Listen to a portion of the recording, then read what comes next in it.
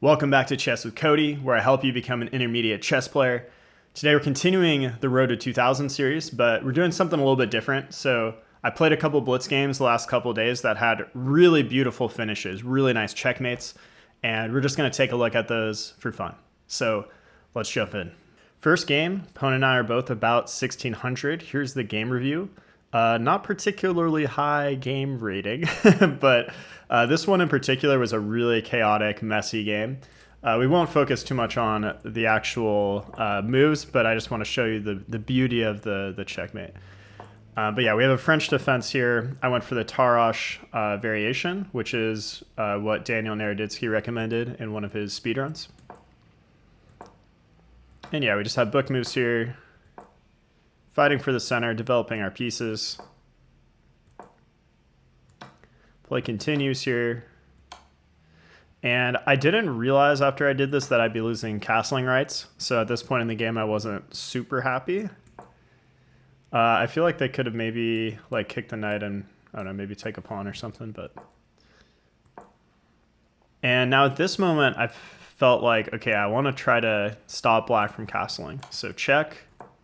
King comes up, but then, you know, how do you follow this up now though? Knight is under attack. You could just retreat maybe. I decided to bring the bishop out and defend. Bishop takes.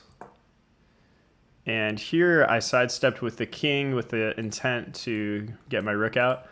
Keep in mind I can't castle because I already moved my king. Bishop back. Rook out. Activating all my pieces. Knight in, shielding the defense of the rook. So now black is threatening to just win this knight back.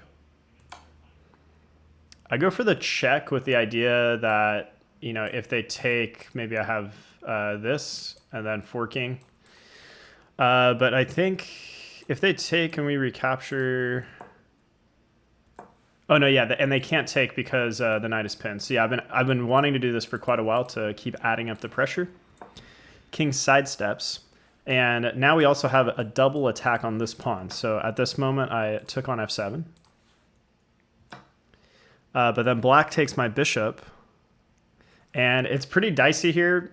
If you take here, black can take, and if you take here, then black can take. So it's a little dicey. So first I took their knight for that reason,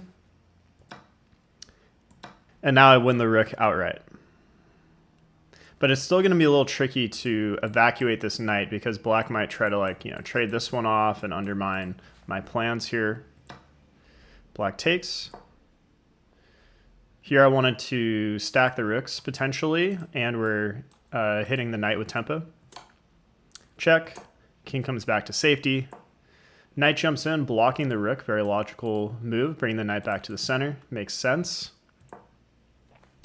And here I brought the rook to maybe activate the rook. I might go rook f7 at some point. In general, this is very dangerous for the black king whenever there are two rooks sandwiched vertically like this or also horizontally. Whenever the king is restricted like this, very dangerous. Knight back. And now from here, I want you guys to find the move I played in the game. So there's only a few more moves left in this game. White to play. I'll give you 10 seconds. How are you going to finish this out?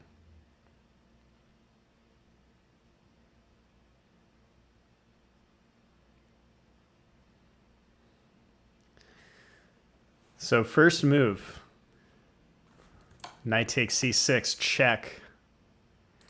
The king is almost out of squares here. The rook controls here. This knight controls this square. So the king only has two real moves here. They went king e8. And what do you play now? The final move of this game, rook to d8, checkmate. Really beautiful checkmate with this knight holding this square.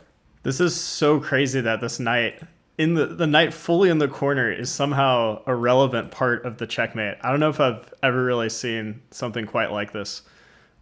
Really crazy. Definitely one of my most unique checkmates to date.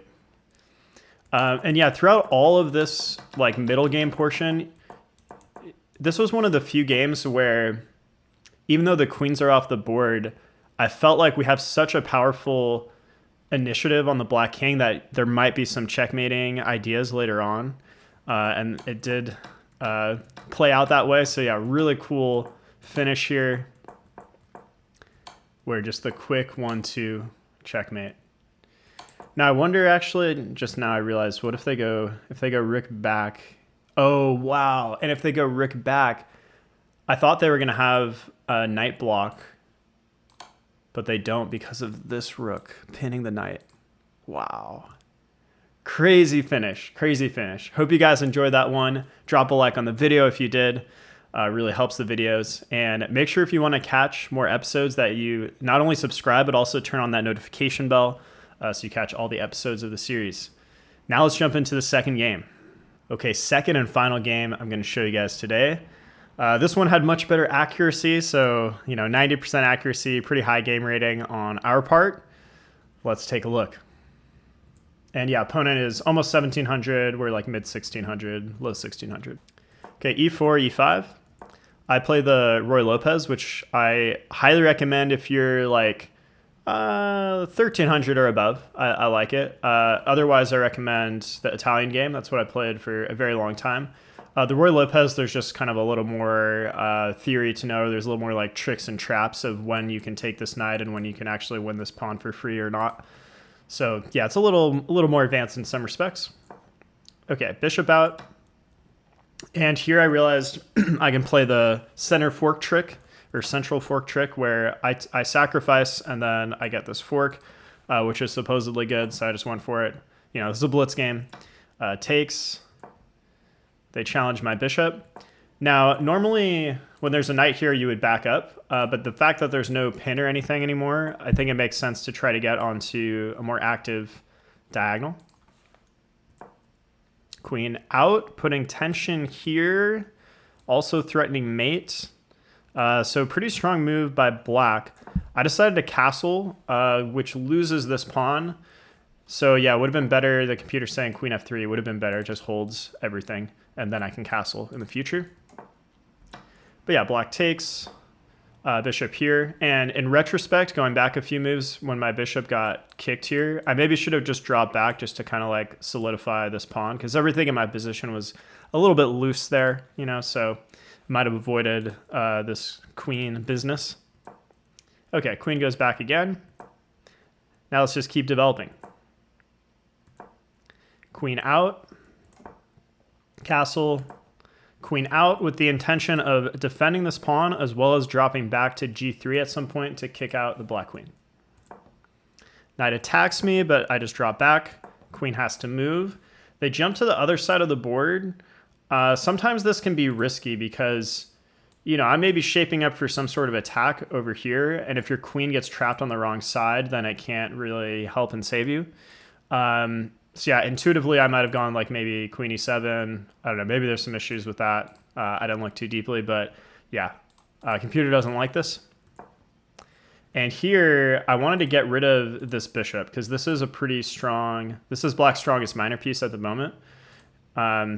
So yeah, forking, forcing the trade, but you have to calculate because the queen is going to take, and then if you take, they're going to take with the queen.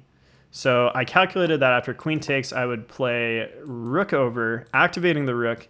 They can take another pawn if they want, but then at the very least, I can trade this off and get my rook in with some good initiative here. I can maybe even like sacrifice or like reposition my rook along the 6th rank. So yeah, I felt like this position was pretty strong. But now what do you guys want to play here as white? So I'll give you 10 seconds. You could take here. Maybe there's something else. Give it some thought.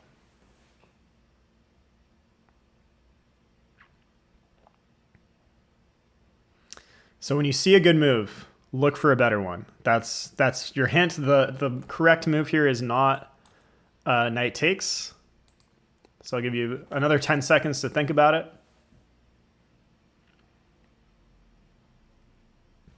Okay, so the move I played in the game, and the best move, according to the engine, is bishop takes g6. The way I found this move is I'd really like to deliver a check here and force the king over. This is almost like an Arabian mate, or sorry, almost like Anastasia's mate, where you have the knight planted here, you force the king to the corner, and then you deliver a check along this file with a queen or rook. That would be mate. All right, and let me show you guys actually the true, pure Anastasia's mate first. So this is kind of the building block of what happens in the game. So here is a position I just made up. It's white to play mate and 3 from this position. See if you can find it.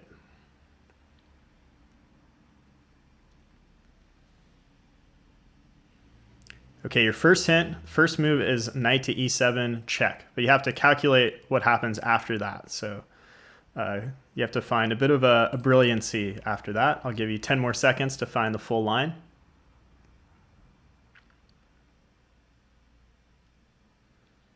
So knight e7 check, king to h8, only move.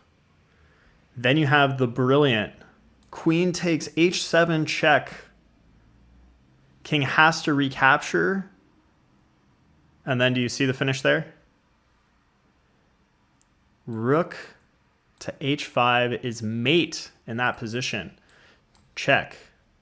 King to h8. Queen sacrifice. King takes.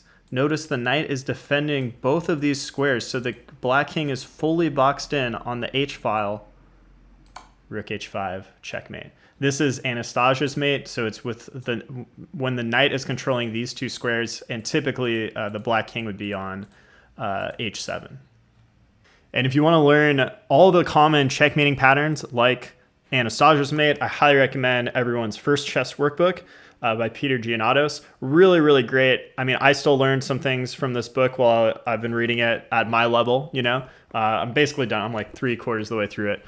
It's really excellent, and it gets rid of any knowledge gaps that you might have. So, you know, there are some mates that I wasn't familiar with or didn't know the name of, and knowing the name really helps you remember the concept. Okay, now that you know this building block, let's go back to the game. Almost like Anastasia's mate, where you have the knight planted here, you force the king to the corner, and then you deliver a check along this file with a queen or rook. That would be mate. So I wanted to facilitate that, and in order to do so, I need to remove this knight. But you have to calculate how they recapture. So they could take with either pawn. In the game, they played f takes g6, and now how do you follow this up? What do you play as white?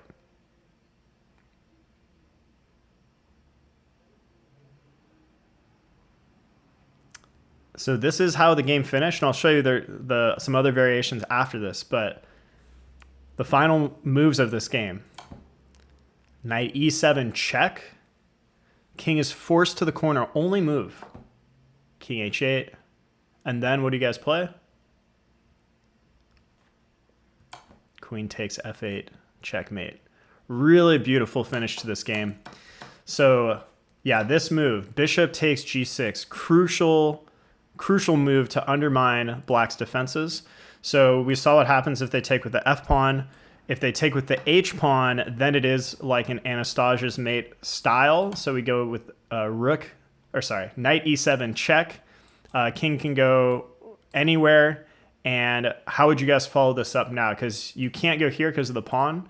Otherwise, that would be a checkmate. But you need something like that. So how do you facilitate the mate here?